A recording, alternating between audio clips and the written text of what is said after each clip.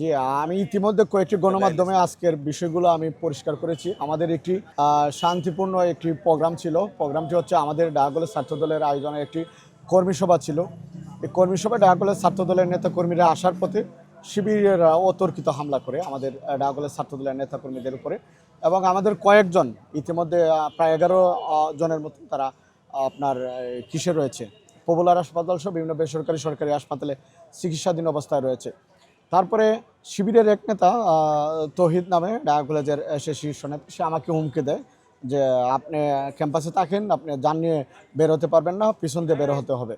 সে একথা বলে বাহির থেকে বহিরাগতদের নিয়ে সাথে নিয়ে দেশীয় অস্ত্র নিয়ে, আমরা শুনেছি তাদের সাথে নাকি আগ্নেয়াস্ত্র ছিল অনেকে।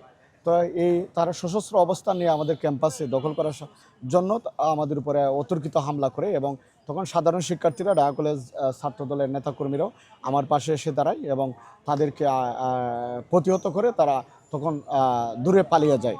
কারণ এরপরও বারবার তারা ঢাকা কলেজে ক্যাম্পাস দখল করার যে অপচেষ্টা চালিয়ে যাচ্ছে, ক্যাম্পাসে ওয়াল দখল করার জন্য তারা চেষ্টা চালিয়ে যাচ্ছে, ক্যাম্পাসে ঢোকার চেষ্টা করছে, অর্থাৎ বহিরাগতদের নিয়ে জামাতের নেতাকর্মীরা রয়েছে, নিউ মার্কেট, লালবাগ, ধানমন্ডি সহ বিভিন্ন অঞ্চলের আশেপাশে তাদের ক্যাডারদের নিয়ে ক্যাম্পাসে ঢোকার চেষ্টা চালিয়ে যাচ্ছে। কিন্তু ঢাকা কলেজের শিক্ষার্থীরা তাদের যে সন্ত্রাসী যে অবস্থা, এই অবস্থা থেকে কোনোভাবেই তাদের ঢুকতে দিবে না। হ্যাঁ, সায়েন্স ল্যাবে যখন আমরা যাই, আপনারা জানেন আমি বলছি এ পর্যন্ত তারা 4 বার ক্যাম্পাসে ঢোকার চেষ্টা করেছে। সায়েন্স ল্যাব থেকেও তারা আমাদের ঢাকা কলেজের এক আহ্বায়ক কমিটির সদস্য, তার নাম হচ্ছে সাইদ, তাকে মেরে আপনারা একটু আগে দেখবেন যে রক্তাক্ত করেছে, তার প্রায় 11টা সেলাই লেগেছে মাথায়। আমাদের এক সহযোদ্ধার গায়ে আঘাত করেছে শিবিরের নেতাকর্মীরা, জামাত শিবির সহ এই অঞ্চলে শুধু শিবির না, বহিরাগত তারা ভাড়া করে নিয়ে আসছে।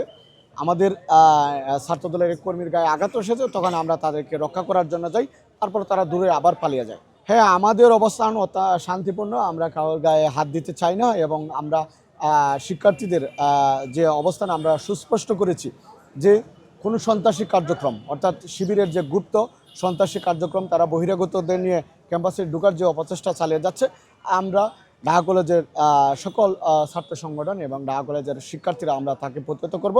এবং আমরা আজকে আনুষ্ঠানিকভাবে জানিয়ে দিতে চাই, ঢাকা কলেজের গুপ্ত সন্ত্রাসী ছাত্র সংগঠন শিবিরের কোনো কার্যক্রম আমরা করতে দেব না, আমরা তাদেরকে অবাঞ্ছিত ঘোষণা করলাম। ঠিক সেটা হচ্ছে বিগত 5ই আগস্টের পরবর্তীতে সুন্দর ক্যাম্পাস বিনির্মাণে আমরা সকল ক্রিয়াশীল ছাত্র সংগঠন 10 জনের হোক 15 জনের হোক, তাদেরকে সবাইকে নিয়ে আমরা একসাথে কাজ করে যাচ্ছি। যেহেতু দেশনেত্রী বেগম খালেদা জিয়া প্রতিষ্ঠিত একটা বিশ্ববিদ্যালয়, আমরা সব দল মত নির্বিশেষে সবাই সুন্দর ক্যাম্পাস বিনির্মাণে কাজ করে যাচ্ছে।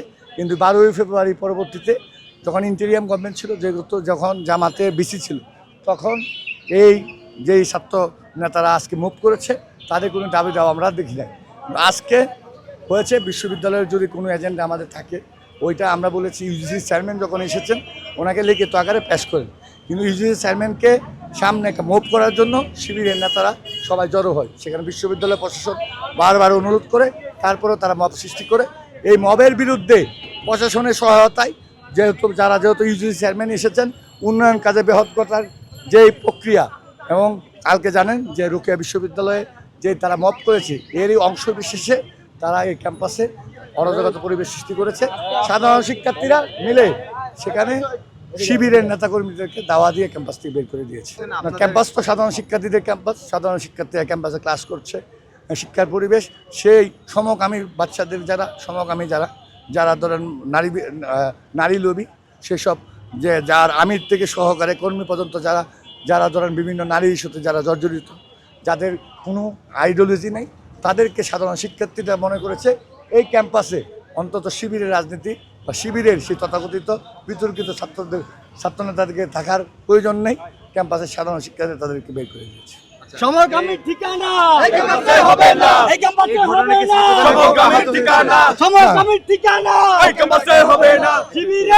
ছাত্রদলের কোনো নেতাকর্মীরা এখানে আহত হয় নাই, কিন্তু সাধারণ শিক্ষার্থীরা তোপের মুখে যখন শিবিরের নেতারা পরে, তাদেরকে যখন সাধারণ শিক্ষার্থীরা পিটায়, তখন কিছু শিক্ষার্থীরা তাদেরকে বাঁচাতে গিয়ে আমাদের ছাত্র নেতাকর্মীরা কিছু হইতে পারে, চোট লাগতে পারে। আমরা জগন্নাথ বিশ্ববিদ্যালয়ের ছাত্রদল সুন্দর ক্যাম্পাস বিনির্মাণে আমরা অতীতেও পরিকর এবং সুস্থ ক্যাম্পাস নির্মাণে, শিক্ষার্থী বান্ধব ক্যাম্পাস নির্মাণে আমরা সবাই একযোগে কাজ করে যাচ্ছি। সামনের দিনেও এই ক্যাম্পাস দেশনেত্রী বেগম খালেদা জিয়া নির্মিত ক্যাম্পাস, এখানে শিক্ষার্থীদের পরিবেশ নিশ্চিত করাই বাংলাদেশ জাতীয়তাবাদী ছাত্রদলের লক্ষ্য ও উদ্দেশ্য।